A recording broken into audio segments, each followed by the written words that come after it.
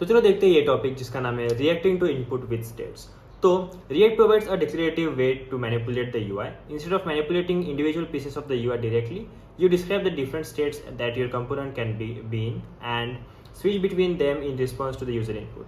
This is similar to how designers think about the UI.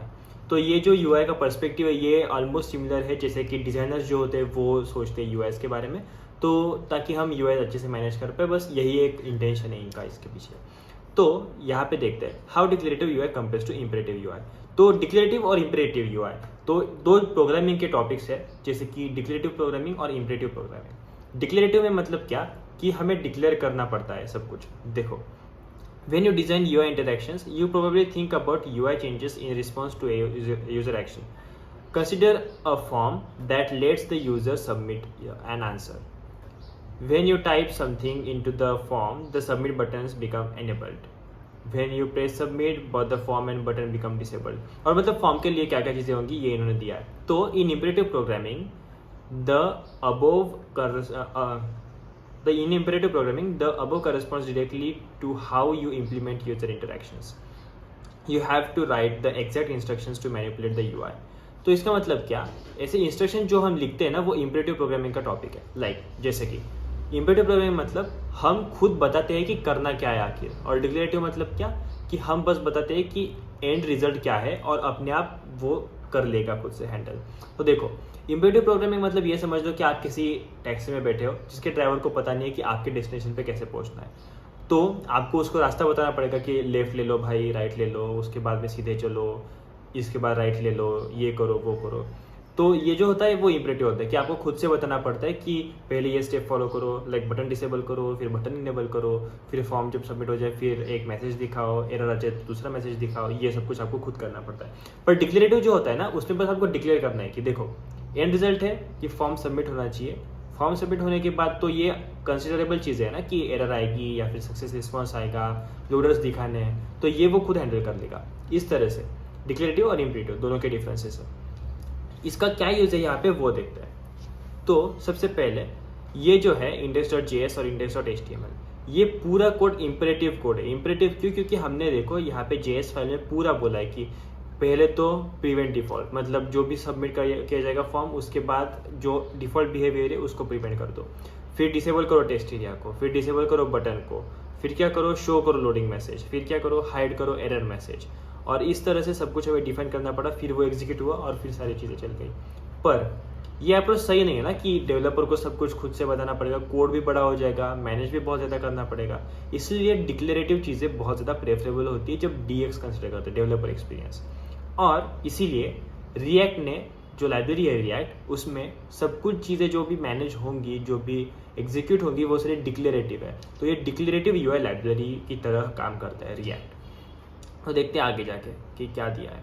Thinking about UI डिक्लेरेटिवली। तो डिक्लेरेटिवली कैसे सोच सकते हैं UI के लिए? सबसे पहले इसके लिए पार्ट स्टेप्स है। पहली स्टेप क्या है? Identify your components different visual state. मतलब कंपोनेंट के विजुअल स्टेट्स क्या है वो पहले सोच लो। उसके बाद क्या करना है, ये डिटरमाइन करो कि क्या क्या चीज़ें स्टेट के चेंजेस को ट्रिगर करेगा। स्टेट चेंज होती है वो हमने देखा है पिछले बहुत सारे वीडियोज़ में। तो स्टेट कैसे चेंज होगी वो हमें डिटरमाइन करना है। लाइक सेट स्टेट वाले जो वेरिएबल्स हैं उन सभी सेटर्स के ट्रिगर्स क्या होंगे वो सोचना है बस। उसके बाद क्या करना है, represent the state in memory using use state. तो यूज स्टेट हुक का यूज़ करना है और स्टेट को डिफाइन करना है बस अपने कंपोनेंट में। उसके बाद क्या करना है, remove any non essential state variable. ये बहुत इंपॉर्टेंट, ये क्लीन अप प्रोसेस होती है कि आप रिमूव करोगे जो भी आपके स्टेट वेरिएबल्स आपको ज़रूरत नहीं है, क्योंकि बिना काम क्यों अपलोड करना है अपने कंपोनेंट को, राइट। उसके बाद कनेक्ट करो इवेंट हैंडलर्स अपने स्टेट को और ये काम करने लगेगा। तो रिएक्ट में UI डिक्लेरेटिव सोचने के लिए पार्ट स्टेप है सबसे ईजी। सबसे पहले क्या करना है, आइडेंटिफाई करना है कि कौन से स्टेट्स वगैरह लगेंगे, विजुअली क्या क्या चेंज करना है। फिर डिटरमाइन करना है कि स्टेट वगैरह के ट्रिगर क्या होंगे, कि बटन क्लिक पे होगा, माउस हॉवर पे होगा, फॉर्म सबमिशन पे होगा। उसके बाद क्या करना है, रिप्रेजेंट करनी सारी स्टेट यूज स्टेट की मदद से, मतलब यूज स्टेट वेरिएबल बनाना है। ओके, उसके बाद क्या करना है, यूज स्टेट बनाने के बाद रिमूव करना है नॉन इसेंशियल स्टेट, जो जरूरत नहीं है उसको रिमूव कर दो। उसके बाद क्या करना है, कनेक्ट करना है इवेंट हैंडलर से।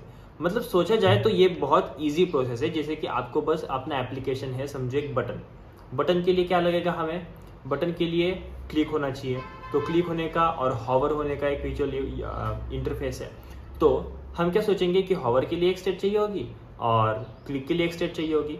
तो फिर उसके बाद क्या करेंगे, डिटरमाइन करेंगे कि किस पे होगा। तो हॉवर इवेंट पे होगा और क्लिक इवेंट पे होगा। उसके बाद क्या करेंगे, दोनों का एक यूज स्टेट बना लेंगे। फिर क्या करेंगे, जो जिसकी ज़रूरत नहीं है वो हटा देंगे। ओके, हॉवर तो CSS से हो जाएगा, इसलिए ज़रूरत नहीं है तो हटा देंगे। इसके बाद क्या, ऑन क्लिक इवेंट पे क्या करना है, वो क्लिक वाला फंक्शन एग्जीक्यूट करना है, तो वो फंक्शन लगा देंगे। तो इस तरह से ये काम करेगा, क्लिक इवेंट वगैरह जो भी है वो सब कुछ। आई होप आपको ये समझ में आएगा। इस स्टेप्स के जो पूरे फॉलो होते हैं अंदर चीज़ें, वो यहाँ पे दी है कि empty, typing, submitting, success, error response, ये स्टेट्स वगैरह कैसे मैनेज होनी चाहिए एक्चुअली वो दिया है। तो ये आप देख सकते हो कि कैसे एक्चुअली करना है इसका काम। बेसिकली बोला जाए तो ये क्या दिया है इन्होंने, first you need to visualize all the different states in the UI the user might see, जैसे कि empty form, typing form, submitting, success, error, इनका सोच लो। फिर इन्होंने बोला है कि इनको इनके स्टेट्स के हिसाब से आपको रेंडर करना है। फिर उसके बाद डिटरमाइन करना है अपने ट्रिगर कि कब होगा, ह्यूमन इनपुट पे होगा या फिर ऑटोमेटिक इनपुट पे होगा, ये देखना है। फिर उसके बाद उसके हिसाब से आपको अपने UI के स्टेट वेरिएबल वगैरह दिखाने हैं। ये तो अपडेशन के लिए हुआ। अपडेशन के बाद क्या प्रोसेस था, ये देखो इन्होंने स्टेट मशीन डायग्राम दिया है। क्या डायग्राम है, एम्प्टी स्टेट से टाइपिंग किया तो टाइपिंग स्टेट चला जाएगा, टाइपिंग स्टेट से सबमिट किया तो सबमिटिंग चला जाएगा, सबमिटिंग में दो चीज़ें होंगी, नेटवर्क एरर आए तो एरर स्टेट होगी, सक्सेस आए तो सक्सेस स्टेट होगी। इतना ईजी है। इस तरह से आप स्टेट वगैरह देख सकते हो। फिर स्टेट को यूज स्टेट से रिप्रेजेंट करना है। जो भी आपने यहाँ पे ऊपर स्टेट्स बना ली उसको बस यूज स्टेट से रिप्रेजेंट कर लो। रिप्रेजेंट करने के बाद क्या करना है, आपको डालने हैं इवेंट हैंडलर वगैरह और अननेसेसरी स्टेट्स रिमूव करनी है। तो यहाँ पे देखेंगे अननेसेसरी स्टेप रिमूवल के लिए क्या करते हैं। देखो, वैल्यूज टाइपिंग, सबमिट, रिस्पॉन्स। तो does this state cause a paradox, for example is typing and is submitting can't both be true. तो टाइपिंग और सबमिटिंग दोनों भी ट्रू हो सकते हैं क्या। A paradox usually means that the state is not constraint enough. There are 4 possible combinations of 2 boolean, but only 3 corresponds to valid state. To remove the impossible state, you can combine these into a status that must be one of 3 values: typing, submitting, success. In the same information, is the same information available in other state variable already? Another paradox: is empty and is typing can't be true at the same time. By making them separate states variable, you risk them going out of sync and causing bugs. Unfortunately, you can remove is empty and instead check answer.length triple equals true. मतलब is empty की ज़रूरत नहीं थी तो वो भी remove कर सकते। इस तरह से आप रिमूव कर लेना स्टेट। देखना है कि क्या क्या चल रहा है, लॉजिकली सोचना है और रिमूव करने हैं स्टेट्स। इसके बाद क्या कर सकते हो, कनेक्ट करो इवेंट हैंडलर, मतलब ऑन क्लिक पे ये डाल दो, ऑन सक्सेस पे वो डाल दो, ये सब कुछ डालना है आपको। और ये डालने के बाद आपका कंप्यूटर काम करने लगेगा। आई होप आपको समझ में आएगा कैसे करते हैं हम इनपुट्स के लिए अपने स्टेट्स वगैरह को यूज़। और डिक्लेरेटिव प्रोग्रामिंग, इम्पेरेटिव प्रोग्रामिंग क्या होता है, क्यों रिएक्ट डिक्लेरेटिव है, क्या क्या बेनिफिट्स है, कैसे हम लिखते हैं, क्या क्या 5 चीज़ें सोचनी है।